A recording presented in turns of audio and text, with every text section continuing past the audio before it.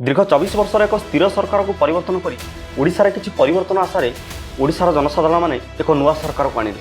वर्तमान राज्य में मोहन सरकार को 2 वर्ष पूरी सारी किंतु कथा होछि एई 2 वर्ष भितर लोक मानकर जो आशा थिला जे नुआ सरकार आसिले राज्य में किछि परिवर्तन हेबो एवं लोक माने किछि नुआ कथा जानिबा को पाइबे। प्रकृत में केते परिवर्तन होइछि आगे आपण माने भोट दे सरकार परिवर्तन करदेले किंतु सरकार देइथिबा प्रतिश्रुति सरकार निज प्रतिश्रुति केते पूर्ण करछंती से विषय आपण जानिछंती। आज से विषय आलोचना करिबा 2 वर्षर शासन भितर ओडिशार राज्य सरकार केते सफल होइछंती आ केते विफल होइछंती। सरकार कहउछंती जे आमे सबु काम सफलतार सहित कर देइछु। डबल इंजन की ताकत मिलने से आज यहाँ चारों दिशाओं में विकास सुनिश्चित हो रहा है। किंतु ओडिशार जनसाधारण माने कहउछंती जे ओडिशार गोटे सरकार अछि ना नहीं आमे जानि परनु जे ओडिशार प्रकृत में केते सफलता अछि आ केते विफलता अछि। जेमिति कि बिजुली फ्री हेई सारिछि, चितपन पैसा फेरी आसी। ओडिशार प्रथम थर पर पूर्व सरकार एक योजना आनी मेट्रो प्रकल्प जे माटी तले जदि ट्रेन जा आसा कर मूषा मानक असुविधा हम ना। आज आम से सब विषय आलोचना करवा जहाँ देखाएनि मीडिया आ जहाँ सत मानती सरकार। प्रकृत में ओडिशार कौन घटुची आज्ञा वीडियो टी शेष पर्यटन देखूँ। ओडिशार 2 वर्ष भितर घटी टिकिनिकी घटना आपने सबकि जानीपारे और तापर आपण मत कहे जे कथा ठीक ना भूल। आज आम से सब विषय आलोचना करवा। ओडिशा शिक्षार केते विकास करछि, स्वास्थ्य केते विकास करछि, महिला सुरक्षा केते विकास करछि, शिल्प केते विकास करछि आ कृषि केते विकास करछि। Little TV big thoughts Odia भाषा रे ओडिशार लोक मानक सचेतन करबा पई एक छोट प्रयास। आगे आपण माने जानिछथि मात्र 2 वर्ष भितर ओडिशार 121 टी नुवा योजना कार्यकारी हिछि जहा मु कहूनी आम सरकार कहउछंती। ये 2 वर्ष भितर 121 टी नुआ योजना कार्यक्रम किंबा पदक्षेप घोषणा आम करिछु जहाँ ओडिशा को समृद्ध ओडिशार अति निकटतर करि पारिछि। सरकारଙ୍କର କହିବା ଅନୁସାରେ ସୁଭଦ୍ରା ଯୋଜନାରେ 20,600 କୋଟି ଟଙ୍କା ବର୍ତ୍ତମାନ ବଣ୍ଟା ସରିଛି। जो महिला स्वयं सहायक गोष्ठी रही ता माध्यमରେ 23 ଲକ୍ଷରୁ ଅଧିକ ମହିଳା ଲକ୍ଷପତି ହୋଇପାରିଛନ୍ତି। ଅର୍ଥାତ୍ ବର୍ଷକୁ ସେମାନେ ଲକ୍ଷ ଟଙ୍କାରୁ ଅଧିକ ଆୟ କରୁଛନ୍ତି। ଯେ ଅନ୍ନପୂର୍ଣ୍ଣା ଯୋଜନା ମାଧ୍ୟମରେ ଏବେ ଯେଉଁ ନୂଆ ଯୋଜନା ଗୋଟେ ଆରମ୍ଭ ହୋଇଛି ଓଡ଼ିଶା ସରକାରଙ୍କ ଦ୍ୱାରା ଅନ୍ନପୂର୍ଣ୍ଣା ଯୋଜନା, ସେହି ଅନ୍ନପୂର୍ଣ୍ଣା ଯୋଜନା ମାଧ୍ୟମରେ NFSA national food security act ଯେଉଁଟା ଜାତୀୟ ଖାଦ୍ୟ ସୁରକ୍ଷା ଆଇନ এবং ଆଉ ଗୋଟିଏ ରହିଛି SFSS ଯେଉଁଟା ଷ୍ଟେଟ୍ ଫୁଡ୍ ସିକ୍ୟୁରିଟି ସ୍କିମ୍ 2018 ମସିହାରେ ପୂର୍ବ ସରକାରରେ ଲାଗୁ ହୋଇଥିଲା। ଅର୍ଥାତ୍ ଯେଉଁମାନେ କେନ୍ଦ୍ରରୁ ମିଳୁଥିବା ସୁବିଧାରୁ ବଞ୍ଚିତ ହୋଇଥିବେ ସେମାନଙ୍କୁ ରାଜ୍ୟ ତରଫରୁ ସୁବିଧା ସୁଯୋଗ ଦିଆଯିବ। ଯେଉଁ ଚାଉଳ ମିଳୁଛି ଏହି ଚାଉଳ କଥାକୁ ନେଇ ଅନେକ ସମୟରେ ଓଡ଼ିଶାରେ ବିବାଦ ହୋଇଥିବ। ଆପଣମାନେ ସମସ୍ତେ ଜାଣିଥିବେ ଯେ କିଛି ଲୋକ କୁହନ୍ତି କେନ୍ଦ୍ର ଦେଉଛି ଚାଉଳ, କିଛି ଲୋକ କୁହନ୍ତି ରାଜ୍ୟ ଦେଉଛି ଚାଉଳ। ଆଜ୍ଞା ଆପଣମାନେ ଗୋଟେ କଥା ଏଇଠି କ୍ଲିୟର ହୋଇଯାଆନ୍ତୁ ଯେ ଓଡ଼ିଶାରେ 2ଟି ବ୍ୟବସ୍ଥା ଅଛି। ଗୋଟେ ହେଉଛି NFSA ଆଉ ଗୋଟେ ହେଉଛି SFSS। गोटे केन्द्र योजना आ गोटे राज्यर योजना।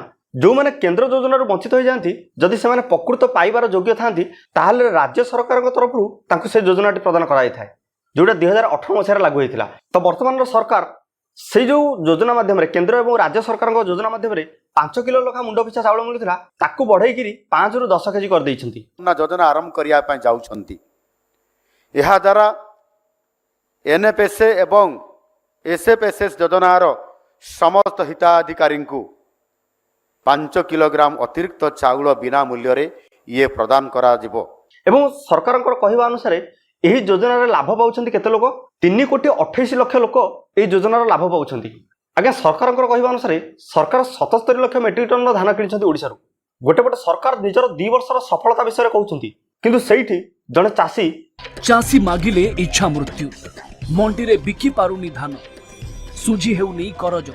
ये हूँ 2 वर्षर सफलता। आगे शिक्षा क्षेत्र में राज्य सरकार कहले जे केजी रु पीजी सबकि फ्री। अर्थात पिला माने जेमती स्कूल रे मागणार पाठ पढुथिले वर्तमान पीजी पर्यंत माने कॉलेज शिक्षा पर्यंत मध्य सबकि फ्री करा जिवो।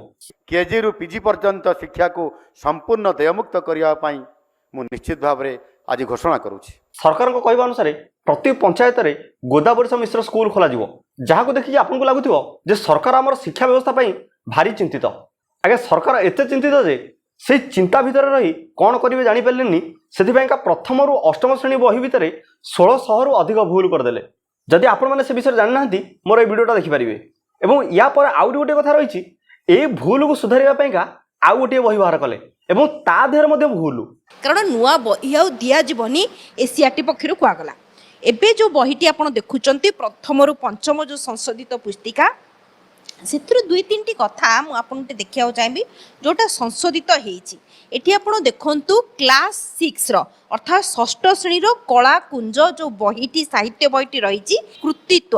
ଇଏ ହେଉଛି ଆମ ଶିକ୍ଷା ବ୍ୟବସ୍ଥା ଆଉ ଇଏ ହେଉଛି ଆମ 2 ବର୍ଷ ସରକାରଙ୍କର ସଫଳତା। ସରକାର କହିଲେ ଯେ 26,000 ଶିକ୍ଷକଙ୍କୁ ସେ 2 ବର୍ଷ ଭିତରେ ନିଯୁକ୍ତି ଦେଇଛନ୍ତି।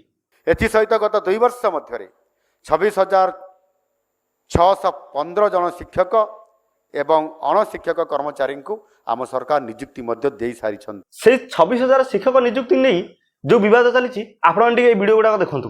ପୂର୍ବ ଗଭର୍ଣ୍ଣମେଣ୍ଟରେ ଏମାନଙ୍କର ନୋଟିଫିକେସନ୍ ବାହାରିଥିଲା, ଏମାନେ ଖାଲି ମାନେ ନିଯୁକ୍ତି ପତ୍ର ବାଣ୍ଟିଛନ୍ତି, ଏମାନେ କିଛି କରିନାହାନ୍ତି। ଆଉ ବାର ସବୁବେଳେ ଯେ ଯାଇକି ଟ୍ୱିଟ୍ କରୁଛନ୍ତି ଯେ 26,000 ନିଯୁକ୍ତି ଦେଲୁ, 36,000 ନିଯୁକ୍ତି ଦେଲୁ। ସମସ୍ତେ ଖାଲି ବସିକି ଖାଲି ଏସି ଭିତରେ ବସିଛନ୍ତି ଆଉ କହୁଛନ୍ତି ଯେ ଖାଲି ଏତିକି ନିଯୁକ୍ତି ଦେଲୁ, କିନ୍ତୁ ଅରିଜିନାଲି ନିଯୁକ୍ତି ଏତିକି ଦେଇନାହାନ୍ତି। ଆମେ ମୋ ପାଖରେ ସବୁ ରିପୋର୍ଟ ବି ଅଛି, ଆପଣଙ୍କୁ ଆଜି ମୁଁ ପଠେଇବି ଦେବି ସମସ୍ତଙ୍କୁ ଯେ 36,000 ଯେଉଁ ବାରମ୍ବାର କହୁଛନ୍ତି ଆମ ପାଖରେ ପ୍ରୁଫ୍ ଅଛି, କିଛି ନିଯୁକ୍ତି ଦେଇନାହାନ୍ତି। ଆଉ ତାଙ୍କ ଗଭର୍ଣ୍ଣମେଣ୍ଟ ଆସିଲା ପରେ ଗୋଟେ ବି ଟିଚର ରିକ୍ରୁଟମେଣ୍ଟ ଏପର୍ଯ୍ୟନ୍ତ ଆସିନାହିଁ। ଦେଖିଲେ ତ ଆଜ୍ଞା, ଇଏ ହେଉଛି 2 ବର୍ଷର ସଫଳତା। ଏବଂ ସରକାର ପ୍ରତିଶ୍ରୁତି ଦେଇଛନ୍ତି ଯେ 4ଟି ବିଶ୍ୱବିଦ୍ୟାଳୟ ଏବଂ 18ଟି ସରକାରୀ କଲେଜ ଖୋଲାଯିବ। ବର୍ତ୍ତମାନ ଆସିବ ସ୍ୱାସ୍ଥ୍ୟ କ୍ଷେତ୍ରକୁ।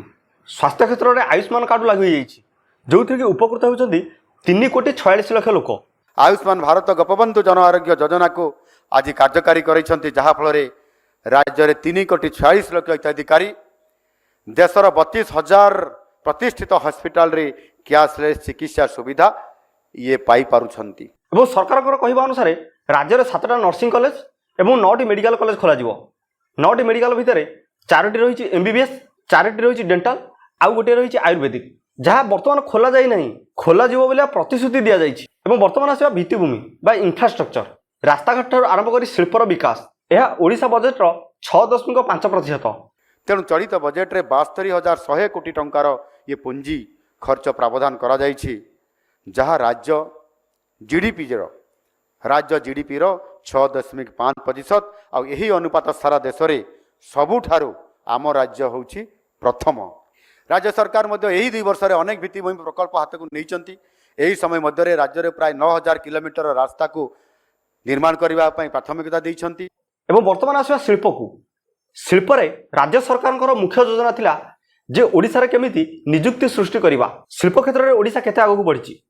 ରାଜ୍ୟ ସରକାରଙ୍କର କହିବା ଅନୁସାରେ ଓଡ଼ିଶାକୁ 20 ଲକ୍ଷ କୋଟି ଟଙ୍କାର ବିନିଯୋଗ ଆସିଥିଲା ଏବଂ ତା ଭିତରୁ 8,69,000 କୋଟି ଟଙ୍କାର ବିନିଯୋଗ ହୋଇ 433ଟି ପ୍ରକଳ୍ପକୁ ଅନୁମୋଦନ ମିଳିସାରିଛି। ଅର୍ଥାତ୍ ଏହି ପ୍ରକଳ୍ପଗୁଡ଼ିକ ଓଡ଼ିଶାରେ ବର୍ତ୍ତମାନ ଉଦ୍ଘାଟନ ହୋଇସାରିଛି ଏବଂ କିଛି କିଛି କାମ ଚାଲିଛି, ଯେଉଁଗୁଡ଼ାକ କମ୍ପ୍ଲିଟ୍ ହେଲା ପରେ ଓଡ଼ିଶାରେ 2 ଲକ୍ଷ ଚାକିରି ନିଯୁକ୍ତି ସୃଷ୍ଟି ହେବ। କିନ୍ତୁ ବର୍ତ୍ତମାନ ପର୍ଯ୍ୟନ୍ତ ଏହା କମ୍ପ୍ଲିଟ୍ ହେବାକୁ ନାହିଁ। ଏବଂ ବର୍ତ୍ତମାନ ଆସିବ ଆଇନ ଶୃଙ୍ଖଳାକୁ।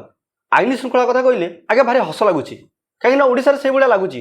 NCRB ଡାଟା ଅର୍ଥାତ୍ ଏହି ତଥ୍ୟଟା କେନ୍ଦ୍ର ସରକାରଙ୍କର ଏକ ସ୍ୱତନ୍ତ୍ର ଟିମ୍ ରହିଛି, ସେମାନେ ବିଭିନ୍ନ କ୍ଷେତ୍ରକୁ ଯାଞ୍ଚ କରି ସେମାନେ ଏକ ଚିଠା ପ୍ରସ୍ତୁତ କରନ୍ତି ଯେ କେଉଁ ରାଜ୍ୟରେ କେତେ କ୍ରାଇମ୍ ହେଉଛି ଏବଂ ସେଇ ଡାଟା ଅନୁସାରେ ଓଡ଼ିଶା ହେଉଛି 1 ନମ୍ବର।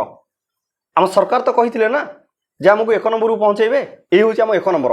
ପବ୍ଲିକ ସ୍ଥାନରେ ହିଂସା ଆଉ ନିର୍ଯାତନାରେ 1 ନମ୍ବର, ମହିଳା ନିର୍ଯାତନାରେ ଦେଶରେ 2 ନମ୍ବର। ଓଡ଼ିଶାର କ୍ରାଇମ୍ 2024 ତୁଳନାରେ 2025 ମସିହାରେ 7.3% ହାରରେ ବୃଦ୍ଧି ପାଇଛି। ଉତ୍ସବର ନାଁ କ'ଣ ରହିଲା? ବିକାଶର ଧାରା ଓଡ଼ିଶା ସାରା। ଆଜ୍ଞା ବିକାଶର ଧାରା ଓଡ଼ିଶା ସାରା ହେଇଛି ନା ନାହିଁ ସେ କଥା ତ କହିହେବନି, କିନ୍ତୁ ବିନାଶର ଧାରା ଓଡ଼ିଶା ସାରା କମ୍ପଲସରି ହେଇଛି। ଆଜି ଓଡ଼ିଶାର ଯେଉଁ ସ୍ଥାନରେ ଦେଖନ୍ତୁ କ୍ରାଇମ୍ କେଉଁ ସ୍ଥାନରେ ବଢ଼ୁନି। ଆଜ୍ଞା ବର୍ତ୍ତମାନର ସରକାର 2 ଥର ସାମ୍ବାଦିକ ସମ୍ମିଳନୀ କରିଥିଲେ, ଗୋଟେ 9 ତାରିଖରେ ଗୋଟେ 12 ତାରିଖରେ। ଭାବିଲି ଭିଡ଼ିଓର ଲାଷ୍ଟ ଆଡ଼ିକି ବୋଧେ କେଉଁଠି ଗୋଟେ ମେଟ୍ରୋ ପ୍ରକଳ୍ପ କଥା ରହିଥିବ ଯେ ଓଡ଼ିଶାରେ ମେଟ୍ରୋ ପ୍ରକଳ୍ପ ହେବ ନା ନାହିଁ, ନା ସାମ୍ବାଦିକମାନେ ପ୍ରଶ୍ନ କଲେ ନା ସରକାର ସେ ବିଷୟରେ କିଛି କହିଲେ। ଅର୍ଥାତ୍ ଏଇଥିରୁ ସ୍ପଷ୍ଟ ଯେ ଓଡ଼ିଶାରେ ମେଟ୍ରୋ ପ୍ରକଳ୍ପ ବର୍ତ୍ତମାନ ପର୍ଯ୍ୟନ୍ତ ହେବାର ନାହିଁ। ଯେଉଁଠି ବାର୍ଦ୍ଧକ୍ୟ ଭତ୍ତା, ବିକଳାଙ୍ଗ ଭତ୍ତା ସରକାର କହିଥିଲେ ସରକାରକୁ ଆସିଲା ପରେ 3,500 ଟଙ୍କା ଲେଖା ଦେବେ। 3,500 ତ ଛାଡ଼, କିନ୍ତୁ ଏମିତି ବି ପରିସ୍ଥିତି ଆସିଲା 3 ମାସ ଲେଖାର ଭତ୍ତା ଅଟକେଇକି ରଖିଦେଲେ। ଯେତେବେଳେ ବୃଦ୍ଧ ଲୋକମାନେ ରାସ୍ତାକୁ ଆସିଲେ ସରକାର ସେତେବେଳେ ଜାଣିପାରିଲେ ଯେ ସରକାରଙ୍କର ଗୋଟେ ଯୋଜନା ରହିଛି ବାର୍ଦ୍ଧକ୍ୟ ଭତ୍ତା, ଯେ ଭତ୍ତା ଦେବା ପାଇଁକା ଗୋଟେ ବୃଦ୍ଧ ଲୋକମାନଙ୍କୁ ଯୋଜନା ଅଛି। ଆଜ୍ଞା ରାଜ୍ୟର ଋଣ ଭାର ବର୍ତ୍ତମାନ ବଢ଼ିକି 1,38,000 କୋଟିରେ ପହଞ୍ଚି ସାରିଛି। ଆଜ୍ଞା ଇଏ ତ ଥିଲା ବିଜେପି ସରକାରର 2 ବର୍ଷର ସଫଳତା ଆଉ ବିଫଳତାର କାହାଣୀ। ଆପଣମାନେ ଏ କଥାକୁ ସବୁ ଜାଣିଲା ପରେ ଦେଖିଲା ପରେ ଆପଣମାନଙ୍କୁ ଯଦି ପଚରାଯାଏ ଯେ ବିଜେପି ସରକାରଙ୍କୁ ଆପଣମାନେ 10ରୁ କେତେ ମାର୍କ ଦେବେ, ତାହେଲେ ଆପଣଙ୍କ ଉତ୍ତର କ'ଣ ରହିବ? କମେଣ୍ଟରେ ଆପଣମାନେ ନିଶ୍ଚିନ୍ତ ଜଣାଇବେ ଏବଂ ଚ୍ୟାନେଲ ସହିତ ଯୋଡ଼ି ହୋଇ ରହିଥିବେ। ଯଦି ଆପଣମାନଙ୍କୁ এই ଭିଡ଼ିଓରୁ କିଛି ପ୍ରକୃତରେ ଜାଣିବା ପାଇଁକା ମିଳିଛି ତାହେଲେ ଅନ୍ୟମାନଙ୍କ ପାଖକୁ ନିଶ୍ଚିନ୍ତ ସେୟାର କରିବେ, କାରଣ ସେମାନେ ବି ଜାଣନ୍ତୁ ଯେ ପରିବର୍ତ୍ତନର ସରକାର ପ୍ରକୃତରେ ବାସ୍ତବରେ କେତେ ପରିବର୍ତ୍ତନ କରିଛନ୍ତି। ରହୁଛି। ଜୟ ଜଗନ୍ନାଥ।